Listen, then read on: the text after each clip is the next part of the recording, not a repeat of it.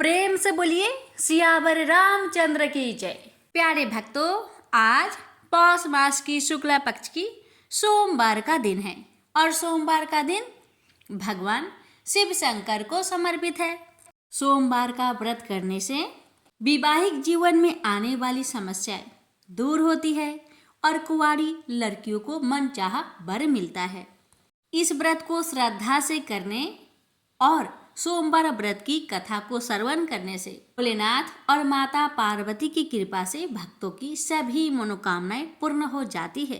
तो आइए भक्तों, हम श्रवण करते हैं सोमवार महादेव जी की महापुण्य फल देने वाली कथा और आगे सुनेंगे पौष मास कथा अध्याय 22।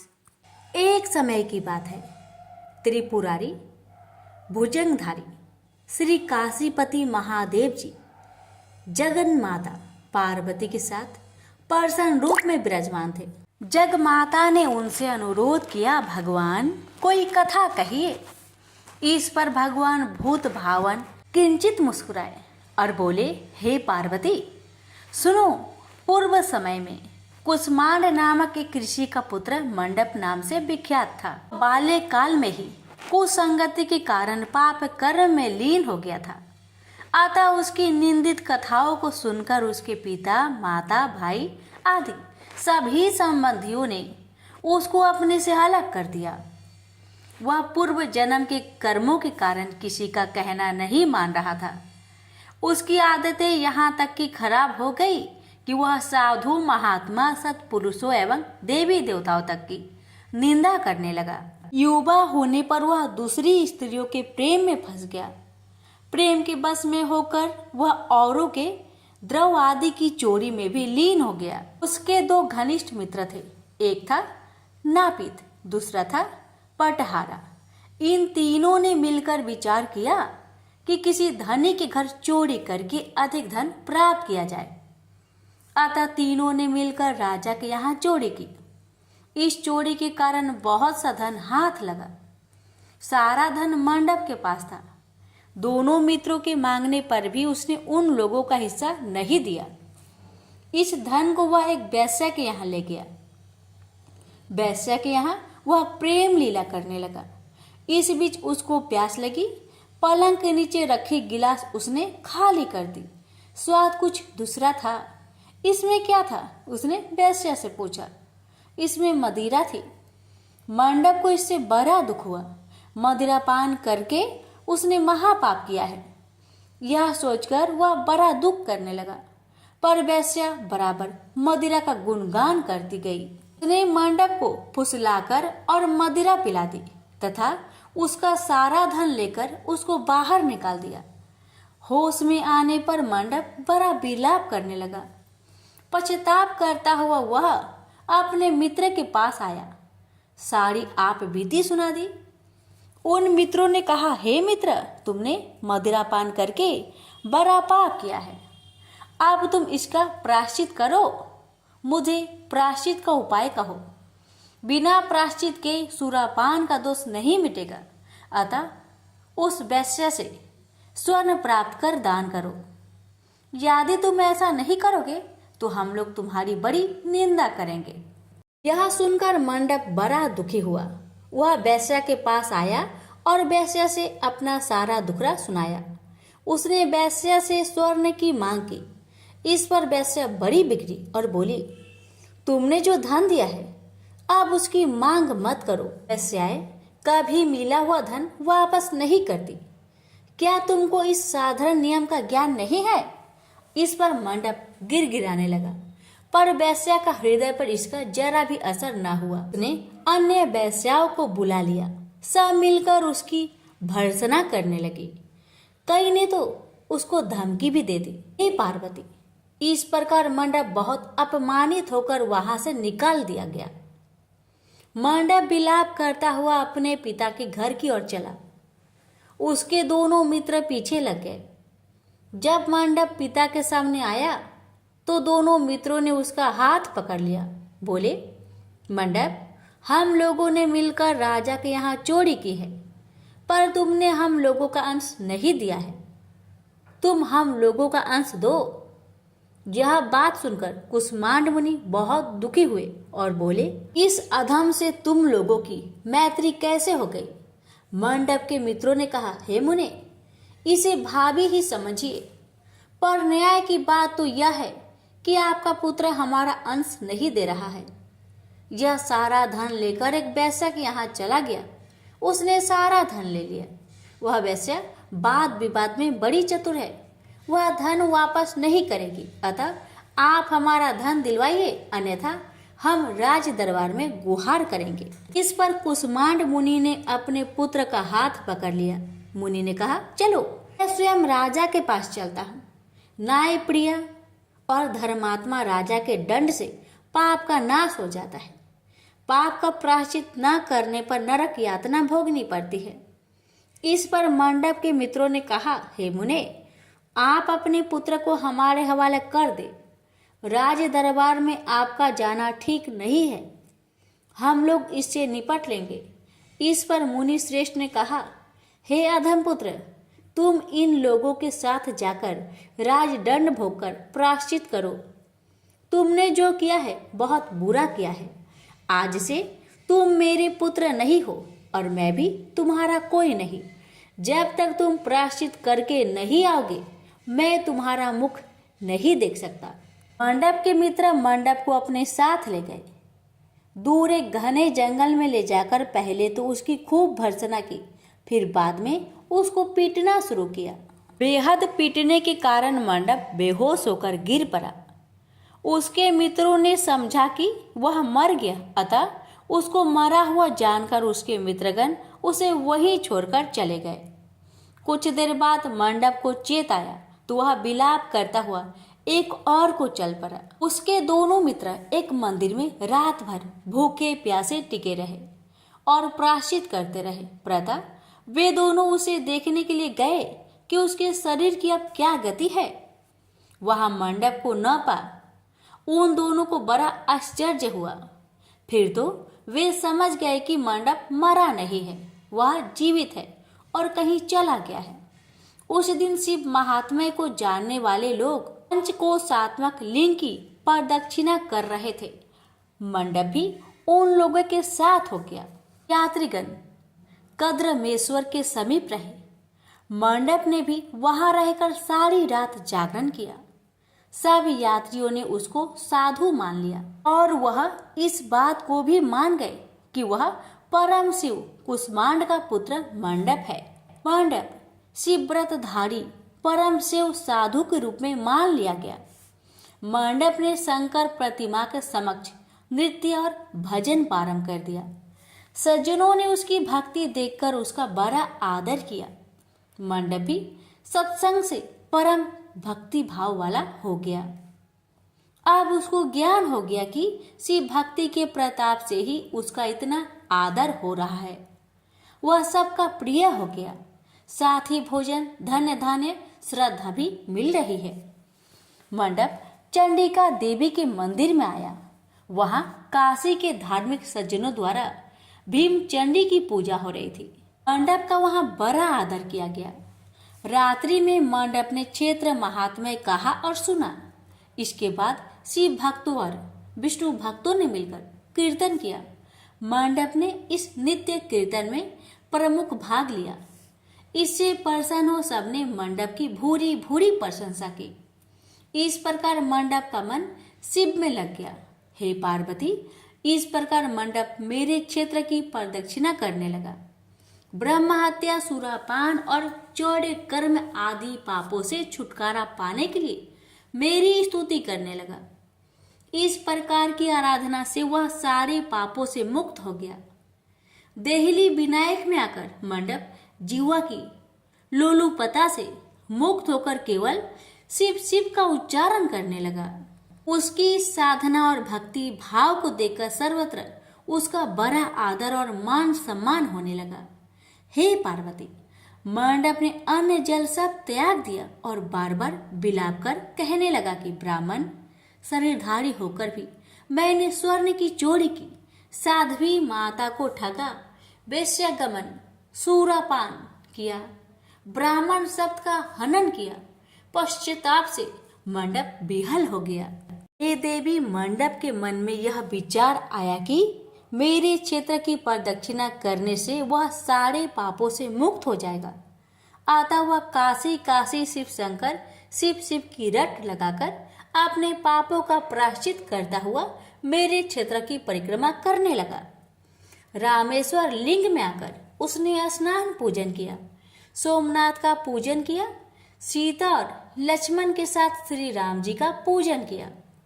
पूजन और भक्ति भाव देखकर सर्वत्र उसकी प्रशंसा हुई। मंडप ने अन्न जल त्याग दिया था।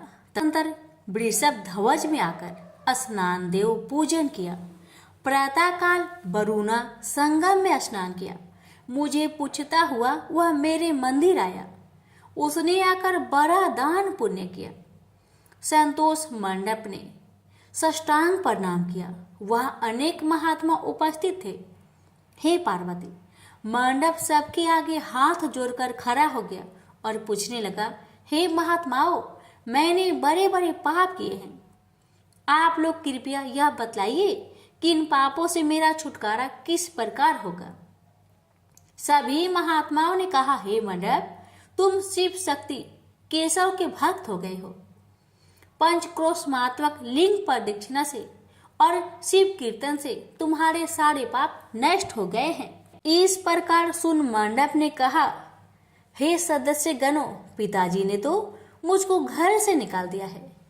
अब मैं अपने घर कैसे जाऊं और हे मुनि श्रेष्ठों, पिता को कैसे अपना मुख दिखलाऊं। इस पर सबने कहा, अब तुम्हारे सारे पापों का प्रायश्चित हो गया है, तुम सहर्ष घर जा सकते हो। हे पार्वती, इस प्रकार मंडप अपने पिता के घर के सामने आया और शिव शिव शंभो शंभो महादेव महादेव का उच्चारण करने लगा।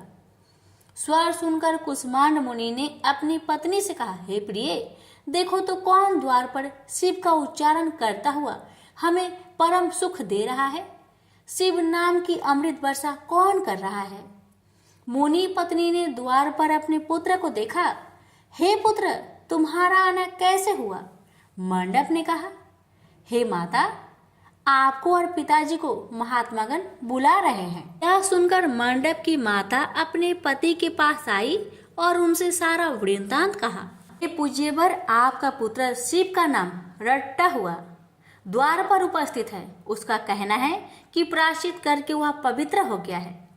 सदस्यगण आपको बुला रहे हैं, वे प्रायश्चित का प्रमाण देंगे। कुष्मांड मुनि दरवाजे पर आए। उन्होंने रुद्राक्षधारी शिव भक्त मंडप को देखा। तुम क्यों आए हो। थोड़े से प्रायश्चित से बड़े पाप का नाश नहीं होता है। मंडप ने कहा, हे पिताजी, इसमें कोई संदेह नहीं है कि मैंने बड़े पाप किए हैं। इतना होने पर भी महात्मागण आपको बुला रहे हैं। मुनि अपनी पत्नी के साथ महात्माओं के पास आए। महात्माओं ने एक स्वर से कहा, हे मुनिवर, आपका पुत्र समस्त पापों से मुक्त हो गया है। कुष्मांड ऋषि ने पूछा, हे मुनि श्रेष्ठों, किस आधार पर आपकी दृष्टि में मेरा पुत्र पाप मुक्त हो गया है। इसने तो बड़े बड़े पाप किए हैं। महात्माओं ने कहा, हे मुनि, इस मुक्ति मंडप के स्वामी श्री भगवान विष्णु है, वही इसका उत्तर देंगे। महात्माओं ने विष्णु भगवान की स्तुति की। इस पर आकाशवाणी हुई, हे स्तुति करने वाले महात्माओं, यह महापापी मंडप जो कुष्मांड मुनि का पुत्र है, अब अपने पापों से मुक्त हो शुद्ध हो गया है। यह साधु संतों के साथ शिव शंकर के क्षेत्र की परिक्रमा कर चुका है। अब कुष्मांड मुनि इसे ग्रहण कर सकते हैं। इस प्रकार हे पार्वती, मंडप को कुष्मांड मुनि आदर पूर्वक अपने घर ले गए। इस कथा को सुनकर माता पार्वती परम प्रसन्न हुई। बोली, प्रभु, आपने यह महत्वपूर्ण कथा कही, इससे कलयुग में प्राणियों का बड़ा भला होगा। कृपा कर इस पर कुछ और प्रकाश डाले। इस पर शिवजी बोले, हे पार्वती, अब तुम भैरव जी की कथा सुनो। इस पर भैरव जी प्रकट हुए और बोले, त्रेता युग में समदर्शी सांडल्य नाम का एक ब्राह्मण था। वह महापंडित था। उसकी पुत्री का नाम विशालाक्षी था। वह अति सुंदरी थी। बाल्यकाल में ही उसके पिता ने उसका विवाह कर दिया। विवाह के बाद भी वह अपने पिता के घर पर रहती थी। वह युवा हो गई। युवा अवस्था होने पर भी उसका पति न आया, अतः सांडिल्य ब्राह्मण की कन्या पाप रहता हो गई। इस कन्या ने काशी में बड़े पाप किए। सुंदरी होने के कारण दूर दूर के युवक उसके पास आने लगे। एक समय की बात है, बड़े बड़े पापों को नष्ट करने वाली पंचक्रोशी यात्रा के मार्गियों एक कर वह विचारने लगी कि इस लोगों को पाप रट किया जाए। उस रात यात्रीगण दुर्गा कुंड पर रुके थे। विशालाक्षी धन के लोभ से वहां गई। वहां भजन कीर्तन का स्वयं रचाया। यात्री उसका भक्ति भाव देखकर प्रसन्न हुए और उसे वैष्णवी समझ बड़ा दान पुण्य किए। इस लोभ के कारण वैश्या विशालाक्षी यात्रियों के साथ हो गई। करमेदेश्वर, दहलीज, रामेश्वर में उसने निवास किया और वरुणा संगम में स्नान किया। यात्रियों द्वारा उसने काशी महात्म्य की कथा भी श्रवण की। इस सत्संग समागम से विशालाक्षी की आंखें खुल गई। उसने अपने पर बड़ा पश्चाताप किया। यात्रियों का सारा धन उसने लौटा दिया और पाप से अलग होने का निर्णय कर लिया।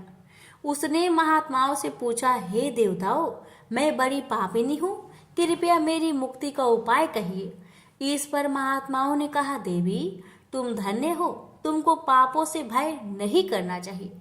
तुमने काशी क्षेत्र की प्रदक्षिणा की है, अब तुम हमारे साथ प्रदक्षिणा जारी रखो। विशालाक्षी ने उपयुक्त वचनों पर विश्वास किया। वह महात्माओं के साथ हो गई। 5वें दिन सभी यात्री वृषभ खंड में रहे। वह भी उन्हीं के साथ रहे। सभी ने वरुणा संगम में स्नान किया और आदि केशव का पूजन किया। विशालाक्षी मुक्ति मंडप में आई। उसने बड़े भक्ति भाव से शिव शंकर की पूजा की। इस प्रकार विशालाक्षी सभी पापों से मुक्त हो गई। उसके पिता सांडिल्य ने बड़े आदर के साथ उसे अपने घर में स्थान दिया। वह इस प्रकार पवित्र हो गई। भैरव जी बोले, हे पार्वती, यह काशी क्षेत्र का महात्म्य है। इसे पढ़ने सुनने सुनाने से सबका कल्याण होता है। प्रेम से बोलिए हर हर महादेव। माता पार्वती की जय। भैरवनाथ की जय। हे महादेव जी, हे माता पार्वती, आपकी कथा कहने वाले, सुनने वाले और हुक्कार भरने वाले सभी भक्तों पर अपनी कृपा सदा सर्वदा बनाए रखना। आइए भक्तों, अब आप श्रवण करें पौष मास कथा अध्याय 22। भगवान राम और माता सीता आप सभी कथा सुनने वाले भक्तों की हर मनोकामना को पूर्ण करे। इसी मंगल कामना के साथ आगे की कथा शुरू करते हैं। जय श्री राम। अरे भक्तों, आपने पिछले अध्याय में सुना कि राम की वह करुण पुकार अभी भी सीता माता को भयभीत कर रही थी। माता सीता भोलेनाथ से प्रार्थना कर रही है, हे शिव, हे कैलाशपति, मेरे स्वामी की रक्षा करे, उन्हें कुशल रखे भोलेनाथ। सीता अभी भी विचार मग्न थी। अब सुनिए आगे की कथा। आगे होता है कि एक साधु का स्वर अलख निरंजन सुनाई पड़ा तो उनका विचार तंद्रा टूट गई। कुटी के सामने एक तेजस्वी साधु खड़ा था। उसके माथे पर त्रिपुंड, हाथ में कमंडल, गले में रुद्राक्ष की मालाएं थी। भिक्षुक द्वार पर आया था तो भिक्षा देनी ही थी। सीता ने साधु को प्रणाम किया तो उसने माते भिक्षाम देहि कहकर आशीर्वाद दिया। सीता भिक्षा लाने के लिए कुटी में गई तो साधु रूप रावण कुटिलता से मुस्कुराया। मारीच अपना काम ठीक प्रकार से किया था। रावण ने कदम आगे बढ़ाया ही था कि छिटक कर पीछे हटा। अंगुल भर बचा था उस प्रचंड अग्नि से, जो लपलपाकर आकाश में चली गई थी। रावण तंत्र मंत्र का भी ज्ञाता था। वह जान गया कि लक्ष्मण यहाँ से जाने से पहले सीता की सुरक्षा हेतु अग्नि चक्र स्थापित कर गया था और बाहर से कोई अंदर प्रवेश नहीं कर सकता था। सीता टोकरी में कंदमूल फल लेकर कुटिया से बाहर आई और रेखा का ध्यान रखते हुए कुछ दूर खड़ी हो गई। साधु भेषी रावण तो स्वयं रेखा के दूसरी ओर खड़ा था ताकि सीता बाहर आए। मुनिवर, कृपया आगे आकर भिक्षा लीजिए, सीता ने विनय की। माते, यहाँ कोई अग्नि चक्र स्थापित है और मैं इसका उल्लंघन नहीं कर सकता। रावण ने खिन्न स्वर में कहा, आपको ही बाहर आना होगा। क्षमा करें मुनिवर, यह मेरे देवर द्वारा स्थापित रेखा है और मैं भी इसका उल्लंघन नहीं कर सकती। कृपया आप ही कोई युक्ति सुझाए। तो भेष रूपी रावण ने कहा, मैं किसी और द्वारे जाते हूँ माते, परंतु द्वार से खाली हाथ भिक्षुक का लौटना शुभ नहीं होता। इस निर्जन वन में वैसे भी अनेक संकट है। यदि भिक्षुक की निराशा का प्रभाव हुआ तो संकट बढ़ सकता है। अलख निरंजन कहकर भेष रूपी रावण आगे बढ़ा तो माते ने कहा, ठहरिए मुनिवर, द्वार से भिक्षुक को खाली हाथ लौटना मेरे कुल की रीति नहीं। सीता माता ने गंभीरता से कहा। सीता रावण की कुटिल चाल में आ गई और लक्ष्मण रेखा का उल्लंघन कर दिया। उन्होंने रेखा से बाहर एक कदम रखा ही था कि रावण अट्ठास करता हुआ अपने असली रूप में आ गया। सीता अस्तबद्ध रह गई, मुनि रूप में कपटी। सीते, पहचाना मुझे? मैं लंकापति रावण अपना वचन निभाने आया हूँ। सीता जैसे पाषाण की शिला बन गई थी। रावण उन्हें भुजा से पकड़ सीता सहायता की पुकार में अंतर्नाद करने लगी और रावण के पंजे से छूटने के भी प्रयास कर रही थी, परंतु सिंह के पंजों में दबी हिरनी कहीं मुक्त होती है। रावण उन्हें घसीटता हुआ पुष्पक विमान तक लाया और विमान में डाल दिया। सीता मूर्छित हो गई थी। रावण अपनी सफलता पर प्रसन्न था। अब वह राम की शक्ति और बुद्धि का परीक्षण करना चाहता था। राम कैसे सीता को खोजेंगे? खोज भी लेंगे तो कैसे लंका पहुंचेंगे? वहां भी पहुंच गए तो रावण के असीमित सैन्य और भुजबल से कैसे विजयी होंगे? अब उनके नर अथवा नारायण होने का भेद खुलेगा। सीता का हरण करके रावण पुष्पक विमान में उड़ चला था। सीता को एक बार लंका ले जाने की उसकी प्रतिज्ञा पूरी हो रही थी। उसने बहन शूर्पणखा के अपमान और खर दूषण की मृत्यु का भी प्रतिशोध ले लिया था। पुष्पक विमान आकाश मार्ग से जा रहा था और सीता की चेतना लौट आई थी।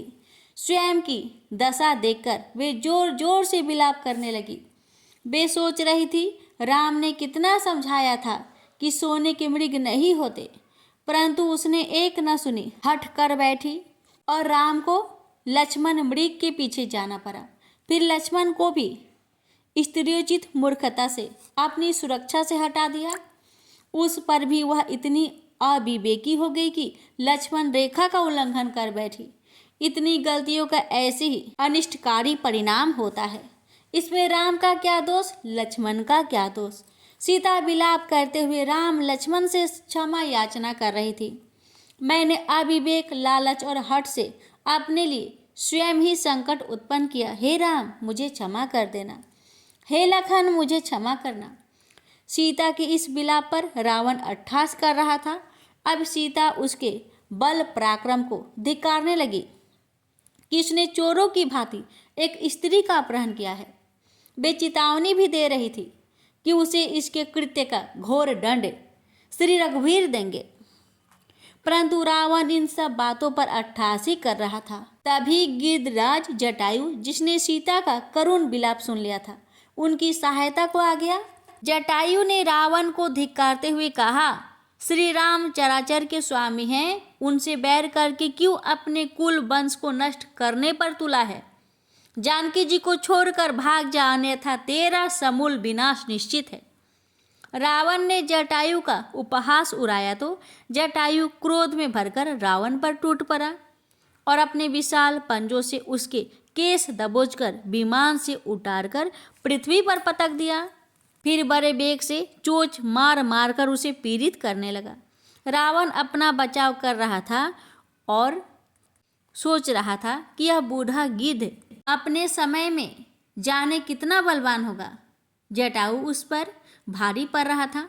उसकी चोंच के प्रहार पीड़ा दे रहे थे। अंततः उसने तलवार के भीषण प्रहार से जटायु के पंख काटकर उसकी गर्दन पर वार किया। उसकी गर्दन से रक्त की धारा बहने लगी और वह भूमि पर गिर पड़ा। रावण के प्रहारों ने उसे बिल्कुल ही निस्तेज कर दिया। सीता अपने सहायक का ऐसा परिणाम देख विकल होकर विलाप करने लगी। उधर राम ने मायावी मरीज का उद्धार कर दिया था, परंतु उस कपटी ने अंत समय में जो आरते पुकार की, उसका भेद समझकर राम विचलित हो उठे। श्री राम जानते तो सब है, क्योंकि सब कुछ तो उन्हीं की प्रेरणा से हो रहा था, परंतु प्रत्यक्ष में है वही लोक व्यवहार करना था जो मनोवांछित है। वे चिंतित होकर लौटे तो रास्ते में उन्हें लक्ष्मण आते दिखाई पड़े। यह कपटी मरीज के अर्ध स्वर का परिणाम था। लक्ष्मण उनके समीप आ गए थे। राम ने लक्ष्मण से कहा, अनुज, यह तुमने क्या किया? सीता को कुटिया में अकेले छोड़ दिया। मैंने तुमसे कहा था कि चाहे जो भी हो जाए तुम सीता को अकेले ना छोड़ना। लक्ष्मण की आंखों में आंसू आ गए और उन्होंने हाथ जोड़कर अपनी व्यथा सुना दी कि किस प्रकार माता ने उन्हें आरोपित करके आने को विवश किया। राम व्याकुल हो गए और भरे कंठ से बोले, अनुज, संभवतः अब सीता हमें कुटिया में न मिलेगी।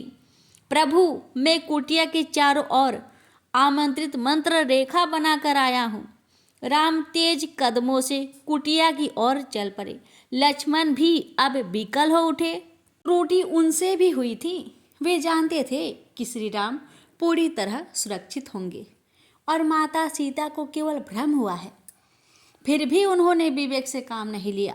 वे सीता को संतुष्ट करके कुटिया की निगरानी दूर से कर सकते थे, परंतु जब प्रभु श्री राम ही इन सब घटनाओं के प्रेरक है तो फिर कौन विवेकशील रह सकता है। दोनों भाई कुटिया पर पहुंचे तो वहां सीता नहीं थी।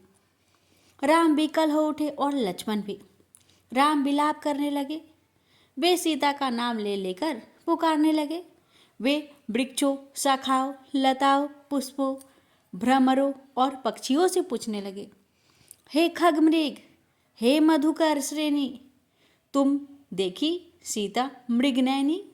राम और लक्ष्मण सीता की खोज में जुट गए। श्री राम का विलाप हृदय विदारक था। प्रकृति भी उदास हो गई। पक्षी, मृग, भ्रमर भी राम की दशा पर उदास हो गए। श्री राम की यह लीला देवताओं को मोहित कर रही थी। आज प्रभु कंकर, पत्थर, लता, पत्र सबसे सीता का पता पूछकर सबका मान बढ़ा रहे थे। वे गिरी कंदराओं में खोज रहे थे। वे गोदावरी के जल में खोज रहे थे। जानते थे फिर भी खोज रहे थे। व्याकुल बिरही कैसा होता है, यह आज श्री राम से सीखा जा सकता है। उनकी इसी दशा पर सती भ्रमित हो गई थी। राम कथा सुनाते हुए भगवान शिव ने हंसकर पार्वती को देखा तो वे सकुचा गई और सती जन्म की वह घटना स्मरण हो आई जब उन्होंने राम की परीक्षा ली थी। प्रभु, मैंने श्री राम की परीक्षा लेने की मूर्खता की तो आपका प्रेम खो बैठी और हजारों वर्षों की कठिन तपस्या के पश्चात आपको पुनः पाया, परंतु रावण उनके धैर्य, बल और पराक्रम की परीक्षा ले रहा है, तो उसका तो जाने क्या होगा। पार्वती ने पूछा। देवी, रावण को इसका दंड बड़ा भयानक मिला। जब श्री राम रण में उतरे तो ऐसा कोई दिन नहीं आता था जब वह अपने किसी पुत्र या पौत्र के शव पर न रोता हो। शिवजी राम को आगे बढ़ा रहे थे। सीता विरह का प्रसंग बड़ा ही भावुक है। राम यहाँ पुरुष समाज को पत्नी के प्रति प्रेम और समर्पण का संदेश दे रहे हैं।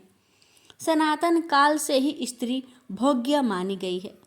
राम उस प्रथा पर करारा प्रहार कर रहे हैं। राम की प्रत्येक गतिविधि में शिक्षा है। वे समाज में विशेषकर पुरुष मानसिकता में परिवर्तन लाना चाहते हैं। वे स्त्री के सम्मान के लिए जूझने का भी संदेश देते हैं। राम का रुदन शिक्षाप्रद है। लक्ष्मण उन्हें संभालते हुए चल रहे हैं और सतवाना भी देते हैं। दोनों भाई वन की खाक छानते हुए वहां आ गए जहां गिद्धराज जटायु घायल दशा में अपने प्राणों को प्रभु दर्शन की इच्छा से रोके हुए पड़े हैं। उनके कंठ से निकलने वाला राम राम का स्वर राम लक्ष्मण को उनकी ओर आकर्षित करता है। श्री राम ने जटायु के मस्तक पर अपने कर कमल का स्पर्श किया तो उनके नेत्र खुले। अपने आराध्य को सामने देखकर उसकी मृत प्राय आंखों में जीवन की ज्योति तीव्र हुई और उनका मन आनंद से भर गया। उस अनुपम छवि को देखने के लिए ही तो वह अपने प्राण सहेजे पड़ा था। श्री राम की स्तुति कर टूटे शब्दों में जटायु ने बताया कि जानकी जी को लंका का राजा रावण हरण कर ले गया है। उसने रावण को रोकने का यथासंभव प्रयास भी किया था, परंतु उस कपटी के सामने उसका जोर ना चला। सीता का पता बटाकर जटायु ने श्री राम के चरणों में सिर रखकर प्राण त्याग दिए। श्री राम ने विधिवत अपने हाथों से उसका दाह कर्म करके सद्गति प्रदान दी। राम लक्ष्मण वहां से आगे बढ़े तो कुछ ही दूर चलने पर लक्ष्मण को एक आभूषण पड़ा दिखाई दिया। यह सीता जी का आभूषण था। राम उसे देखकर भाव विह्वल हो गए, उसे अपने हृदय से लगा लिया। सीता जी ने उस आभूषण को त्याग कर एक मर्मस्पर्शी संदेश दिया था कि आभूषण में उनकी आसक्ति नहीं है और श्री राम से पूर्ण मिलन तक वे श्रृंगार रहित रहेगी। राम उनकी स्मृतियाँ लेकर आगे बढ़े जा रहे थे। कुछ दूर और जाने पर उन्हें एक सघन वन दिखाई दिया। अनेक प्रकार के पुष्पों और फलदार वृक्षों से सज्जित वह वन मन को मोहने वाला था। परंतु ये क्या, जहाँ तो पशु भय से भाग रहे थे, पंछियों का करवल भय से भरा है। इसका कारण राक्षस कम्मंद था। राक्षस कम्मंद बड़ा भयानक और सिर विहीन था। उसका विशाल मुख उसके विशाल उदर पर था और उसके एक ही नेत्र सीने पर था। उसने राम लक्ष्मण को आते देखा तो हाथ किटकिटाकर उनकी ओर दौड़ा और लक्ष्मण को अपनी भुजाओं में दबोचकर मुंह उदर की ओर ले जाने लगा। श्री राम ने अपने अनुज को कष्ट में देखा तो क्रोध में भरकर कम्मंद का बाया हाथ काट दिया और लक्ष्मण ने बड़ी फुर्ती से उसका दाया हाथ काट दिया। इससे उसके प्राण पेखरू उड़ गए और एक दिव्य पुरुष उसके सामने हाथ जोड़कर खड़ा हो गया। श्री राम ने उसका परिचय पूछा तो उसने बताया कि वह विश्ववासु नाम का गंधर्व है और मुनि दुर्वासा के श्राप से इस योनि में आ पड़ा था। आज श्री राम के स्पर्श से वह श्राप मुक्त हो गया। मंद ने ही उन्हें बताया कि यहाँ समीप ही ऋषिमुख पर्वत है और वहाँ वानर राज सुग्रीव का निवास है। आप उनसे मित्रता करें और अहंकारी रावण का मान मर्दन करें। सहायक बिना मानव तुच्छ होता है। श्री राम कम्बंद का उद्धार करके आगे बढ़ चले। आगे उन्हें एक विचित्र दृश्य दिखाई दिया।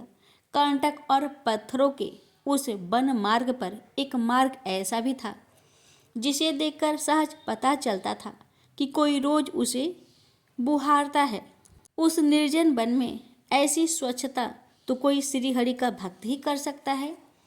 श्री राम उसी मार्ग पर आगे बढ़े। जैसे जैसे आगे बढ़े तैसे तैसे कानों में एक मधुर स्वर सुनाई पड़ा। किसी नारी कंठ से श्री राम की प्रतीक्षा के विषय में वह करुण गीत राम को विह्वल करने लगा। राम वहां पहुंचे तो उन्हें एक जीर्ण कुटिया और वह कुबरी वृद्धा दिखाई दी जो झाड़ू लेकर मार्ग साफ करते हुए प्रतीक्षा गीत गा रही थी। श्री राम अचानक उनके सामने जा खड़े हुए। उसके मुंह से बोल नहीं फूट सका। वह स्तंभित हो गई थी। स्वप्न साकार होते देखने की खुशी विचित्र होती है। देह और इंद्रियां बस में नहीं रहता।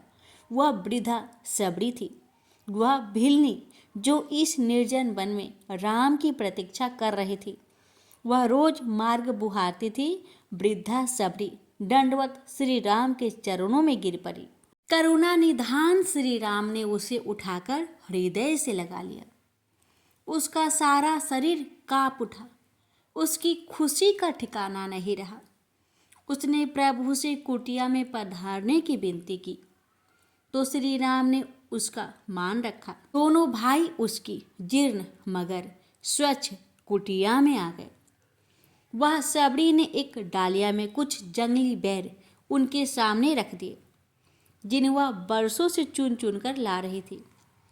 इनमें से कुछ तो सूख कर पत्थर समान हो गए थे। सबरी प्रेम भाव में इतनी मगन थी कि लक्ष्मण के आश्चर्य का ठिकाना नहीं। सबरी बैर उठाती, उसे चखती और मीठा होता तो बच्चों की भांति हर्षित होकर श्री राम को दे देती। इससे भी बढ़कर राम का भाव ये था कि वे उस जूठे बैर को प्रेम से खा रहे थे। सबरी ने लक्ष्मण को भी चक्कर बैर दिए, परंतु वे जूठे कैसे खाए? उन्होंने राम की दृष्टि बचाकर उन्हें बाहर फेंक दिया।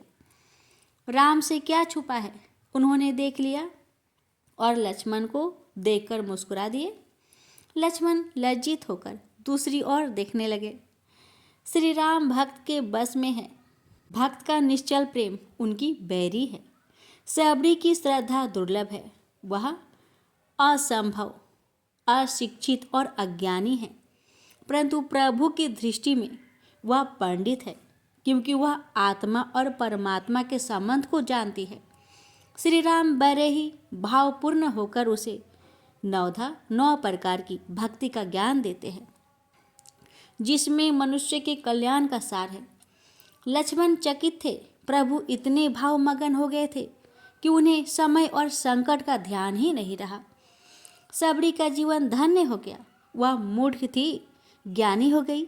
श्री राम ने उससे विदा ली। दोनों भाई वहां से आगे बढ़ गए। लक्ष्मण ने धीमे स्वर में सबरी के जूठे बैरों को खाने की बात कही तो राम ने भावपूर्ण स्वर में कहा, अनुज, भाव से बढ़कर संसार में कोई नियम धर्म नहीं। तुमने बैर फेंककर भाव का निरादर किया है और एक दिन वही बैर तुम्हें खाना भी पड़ेगा, क्योंकि वह सबरी के भाव में तुम्हारे निमित्त है। लक्ष्मण इस गूढ़ बात को समझ नहीं पाए। प्रभु ने किस अर्थ में ऐसा कहा, ये तो केवल राम जानते थे कि लक्ष्मण द्वारा तिरस्कृत वह बेर एक पंछी के द्वारा हिमालय की शैल श्रृंखला के द्रोण पर्वत पर बीज रूप में स्थापित हो जाएगा और प्राणदायी औषधि बनेगा। दोनों भाई अब पंपापुर की ओर बढ़ चले। दक्षिण की पर्वत श्रृंखलाओं में मानव निवास जैसे शून्य है। यहाँ तो वन्य जीवों की भरमार थी। मोर, चकोर, हंस, तोते, मृग, हाथी, शशक आदि से वन गुंजायमान था। पंपा सरोवर आ गया। आहा, इतना रमणीय स्थल दृष्टि भर कर देखने से ही हृदय शांत हो गया। दोनों भाइयों ने सरोवर में स्नान किया और फल मूल कंद खाए। उस मनोहर स्थान पर बैठकर कुछ देर विचार विमर्श किया। देवतागण उनकी लीला पर हर्षित हो रहे थे। देवऋषि नारद इस समय प्रभु दर्शन का लोभ संवरण नहीं कर सके। उनके ही श्राप के कारण तो सर्वेश्वर आज वन वन भटक रहे थे। नारद जी का हृदय गलानी से भर गया। वे अपराध भाव से प्रभु के सामने हाथ बांधे आ खड़े हुए। श्री राम उन्हें देखकर उस शिष्य की भांति प्रसन्न हो गए जो गुरु को लंबे समय पश्चात देखता है। देवऋषि उनकी और वे देवऋषि की स्तुति कर रहे थे। देवऋषि नारद ने प्रभु से अपने अपराध की क्षमा याचना की। उन्होंने स्त्री मोह में फंसकर ऐसा कठोर श्राप दिया कि प्रभु बैकुंठ छोड़कर वनों की खाक छान रहे हैं। श्री राम उनका संताप दूर करते हुए उनके कृतज्ञ थे कि उन्होंने श्राप देकर धराधाम पर ऐसे परम बैकुंठ में निवास करने का अवसर दिया जिसके लिए देवता तरसते हैं। ब्रह्मांड में मृत्यु लोक से बढ़कर अन्य कोई लोक नहीं। जीव को इस लोक में आत्मानुभूति संभव है। नारद भाव विभोर थे। ऐसी उदारता और करुण श्री राम में ही हो सकती है कि वे श्राप को भी वरदान कहते हैं। ऐसी महिमा श्री राम की ही हो सकती है। देवऋषि आज श्री हरि के मनुज रूप के श्रीमुख से भक्ति की महिमा सुन रहे थे। प्रकृति धर्मयी और राजमयी हो गई। वन के जीव जंतु अपना स्वभाव भूलकर मौन हो गए। प्रेम से बोलिए सियावर रामचंद्र की जय।